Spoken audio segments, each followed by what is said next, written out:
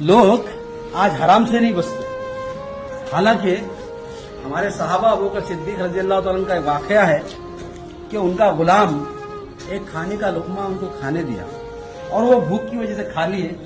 जब पता चला कि वो काहिन और गलत पैसों का लुकमा था तो उन्होंने मुंह में हाथ डालकर और उंगलियां डालकर पूरा खाई कर दिया, यहां तक कि उनके मुंह से खून निकलने लगा।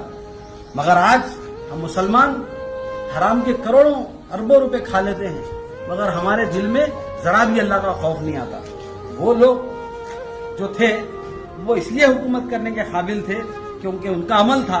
आज हम जिल्लत में इसलिए हैं कि ये अमल जो लोगों का माल खाने का वो हमारा लोगों का है। लिहाजा अपने आप को बदलो और सही मुसलमान बनो, समझे। अल्लाह का फरमा अलम नशरह लक सदरक मंसूर